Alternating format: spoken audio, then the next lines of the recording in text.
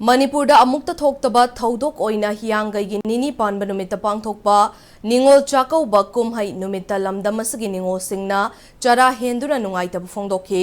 chahi amagi manungda lamdam asigi ningol oibi singna khud thektuna khaurang nangairakpa numit asi chahi asigi oinadi ningol singi mitlu piranga loinana lamdam asigi hauzik oiriba fibam asiga mari lainaba singda khud thinduna takhrei Hiram asida Impact News ki reporter Khatrimayum Premchandagi akhanaba paudamama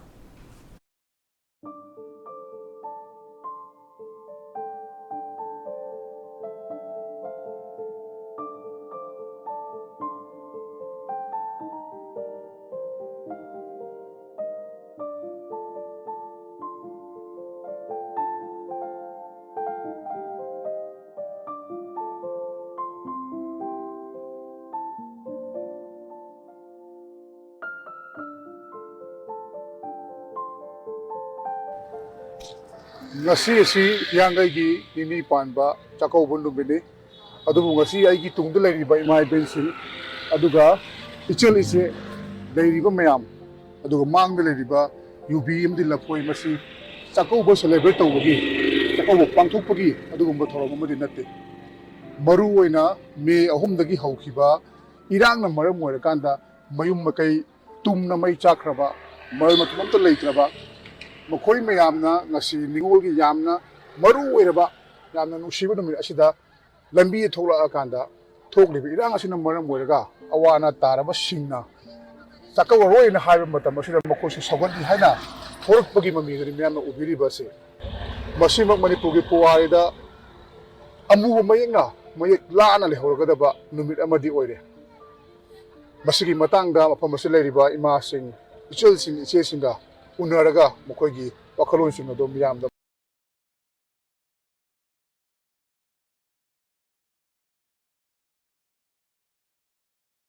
mo forum jige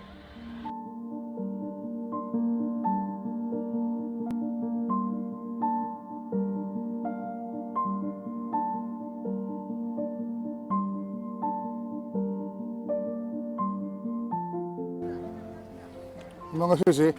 sakau bundu mini adu mayamna mafam se thoglaga haiba tare yamna ningol singi oina yamna nungsiba puna nungsiba apamna chakadaba numida sida sumane tawrei bagi wakal lai se kai degi no kari haibini mi ahum degi thoglokpadagi na ngasi bong nungai bang khangdana leiriba punsi je yumi kai je tumna jak loina mai thadok pigere ngasi akhoina leiriba je lilikem kaya kaya dana akhoina leigidoriba punsi je len gidoriba masa sigiba kaya yauri mawa leitaba kaya yauri macha jinge pingna isa iwa leitaba degi isa jinge pingna yoga hingaba matamda mi oiraba matamda ihongne na hawraktana mai chakla iba tibamje akhoina yam piende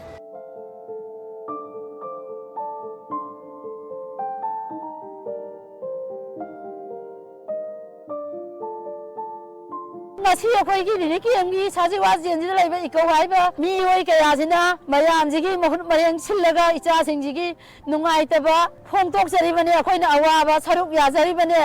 mama oi bi ki ana ka bana ngasi gi ningon ja ko wasi da ma gi macha yaw da na gi ma yaw da kana gi mi gi thamoi na lai ba nungai doi no ba akoi sumai na sum lai ga li ki am ka da na akoi no hong ga lai doi je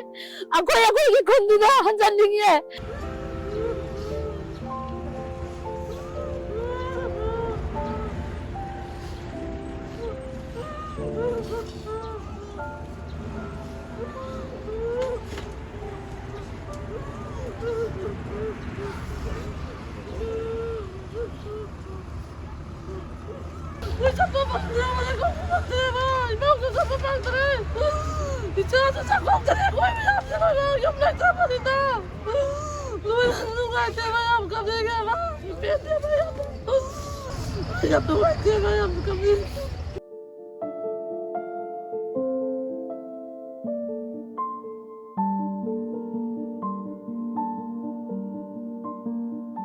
Megi ahumda irang asi horukhi midumaku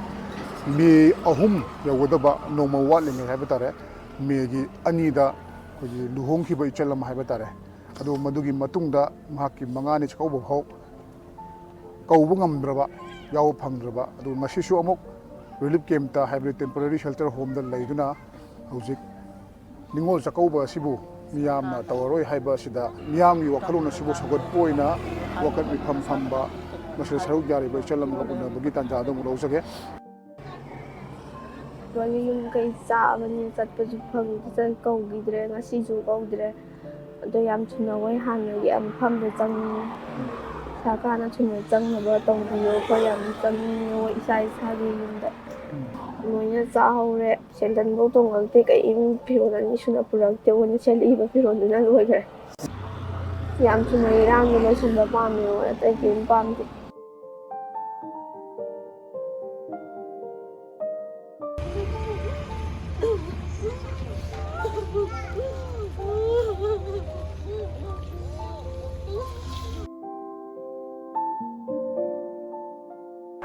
ꯀꯨꯝ ꯑꯃꯒꯤ ꯃꯅꯨꯡꯗ ꯅꯤꯡꯉꯣꯜ ꯑꯣꯏꯕꯤꯁꯤꯡꯅ ꯈꯧꯔꯥꯡꯅ ꯉꯥꯏꯔꯛꯄ ꯍꯤꯌꯥꯡꯒꯩꯒꯤ ꯅꯤꯅꯤ ꯄꯥꯟꯕ ꯅꯤꯡꯉꯣꯜ ꯆꯥꯛꯀꯧꯕ ꯅꯨꯃꯤꯠ ꯆꯍꯤ ꯑꯁꯤꯒꯤ ꯑꯣꯏꯅꯗꯤ ꯉꯁꯤ ꯍꯤꯌꯥꯡꯒꯩꯒꯤ ꯅꯤꯅꯤ ꯄꯥꯟꯕ ꯅꯤꯡꯉꯣꯜ ꯆꯥꯛꯀꯧꯕ ꯅꯨꯃꯤꯠ ꯑꯁꯤ ꯅꯤꯡꯉꯣꯜ ꯑꯣꯏꯕꯤ ꯀꯌꯥꯒꯤ ꯃꯤꯠꯇꯒꯤ ꯄꯤꯔꯥꯡ ꯆꯤꯟꯊꯗꯨꯅ ꯂꯩꯔꯤ ꯃꯅꯤꯄꯨꯔꯗ ꯊꯣꯛꯂꯤꯕ ꯏꯔꯥꯡ ꯑꯁꯤꯅ ꯃꯔꯝ ꯑꯣꯏꯔꯀꯥꯟꯗ ꯃꯤꯑꯣꯏ ꯀꯌꯥ ꯑꯃ ꯃꯌꯨꯝ ꯃꯀꯩ ꯇꯨꯝꯅ ꯃꯩ ꯆꯥꯛꯈꯤꯕ ꯃꯤꯑꯣꯏ ꯀꯌా ꯑꯃ ꯂꯩꯈꯤꯗꯕ ꯍꯧꯖꯤꯛꯁꯨ ꯀꯌꯥ ꯑꯃ ꯑꯋꯥ ꯑꯅꯥ ꯅꯪꯂꯤꯕ ꯑꯁꯤꯅ ꯃꯔꯝ ꯑꯣꯏꯔꯀꯥꯟꯗ ꯅꯤꯡꯉꯣꯜ ꯑꯣꯏꯕꯤꯁꯤꯡꯅ ꯅꯤꯡꯉꯣꯜ ꯆꯥꯛꯀꯧꯖꯔꯔꯣꯏ ꯑꯩꯈꯣꯏ ꯆꯥꯛꯀꯧꯕ ꯆꯠꯆꯔꯔꯣꯏ ꯑꯃꯗꯤ ꯑꯋꯥ ꯑꯅꯥ ꯑꯣꯏꯔꯤꯕꯁꯤꯡ ꯑꯁꯤꯕꯨ ꯍꯥꯟꯅ ꯐꯍꯟꯕꯤꯌꯨ ꯍꯥꯏꯕ ꯋꯥꯈꯜꯂꯣꯟꯗ ꯅꯤꯡꯉꯣꯜ ꯆꯥꯛꯀꯧꯕꯒꯤ ꯃꯕꯨꯡ ꯃꯧꯄ꯭ꯋꯥꯁꯤꯡꯒ ꯎꯅꯔꯒ ꯋꯥꯔꯤ ꯋꯥꯇꯥꯏ ꯁꯥꯔꯒ ꯆꯥꯃꯤꯟ ꯊꯛꯃꯤꯟꯅꯕꯒꯤ ꯃꯍꯨꯠꯇ ꯅꯨꯡꯁꯥ ꯃꯔꯛꯇ ꯐꯝꯗꯨꯅ ꯂꯝꯗꯝ ꯑꯁꯤꯒꯤ ꯑꯣꯏꯔꯤꯕ ꯏꯔꯥꯡ ꯂꯝꯗꯝ ꯑꯁꯤꯒꯤ ꯑꯣꯏꯔꯤꯕ ꯐꯤꯕꯝꯕꯨ ꯂꯩꯉꯥꯛꯇ ꯈꯨꯠ ꯊꯤꯟꯗꯨꯅ ꯇꯥꯛꯂꯤ ꯃꯈꯣꯏꯒꯤ ꯍꯧꯖꯤꯛ ꯊꯦꯡꯅꯔꯤꯕ ꯑꯋꯥꯕ ꯑꯃꯗꯤ ꯅꯤꯡꯉꯣꯜꯁꯤꯡꯒꯤ ꯑꯣꯏꯕ ꯑꯩꯈꯣꯏꯅ ꯊꯃꯣꯏꯗꯒꯤ ꯑꯁꯦꯡꯕ ꯈꯨꯗꯣꯜ ꯑꯃ ꯄꯤꯒꯦ ꯍꯥꯏꯔꯕꯗꯤ ꯍꯧꯖꯤꯛ ꯂꯩꯔꯤꯕ ꯏꯔꯥꯡ ꯑꯁꯤ ꯂꯣꯏꯁꯤꯟꯍꯟꯗꯨꯅ ꯃꯤꯌꯥꯝꯕꯨ ꯃꯔꯨꯑꯣꯏꯅ ꯅꯤꯡꯉꯣꯜꯁꯤꯡꯕꯨ ꯃꯥꯒꯤ ꯃꯌꯨꯝꯗ ꯃꯥꯒꯤ ꯁꯪꯒꯥꯏꯗ ꯍꯟꯖꯤꯜꯍꯟꯅꯕ ꯂꯩꯔꯤꯕ ꯐꯤꯕꯝ ꯑꯁꯤ ꯇꯪꯗꯨ ꯂꯩꯇꯥꯕꯗ ꯄꯨꯔꯛꯅꯕ ꯂꯩꯉꯥꯛꯅ ꯁꯤꯟꯕ ꯍꯥꯏꯕꯁꯤꯅ ꯅꯤꯡꯉꯣꯜ ꯑꯣꯏꯕꯤꯁꯤꯡꯗ ꯄꯤꯕ ꯈ꯭ꯋꯥꯏꯗꯒꯤ ꯐꯖꯕ ꯑꯗꯨꯒ ꯈ꯭ꯋꯥꯏꯗꯒꯤ ꯅꯨꯡꯁꯤꯕ ꯈꯨꯗꯣꯜ ꯑꯣꯏꯒꯅꯤ ꯏꯝꯄꯦꯛ ꯅ꯭ꯌꯨꯁꯀꯤꯗꯃꯛ ꯄꯥꯎꯗꯝꯖꯔꯤꯕ ꯈꯦꯇ꯭ꯔꯤꯃꯌꯨꯝ ꯄ꯭ꯔꯦꯝꯆꯥꯟ ꯁꯖꯤꯋꯥ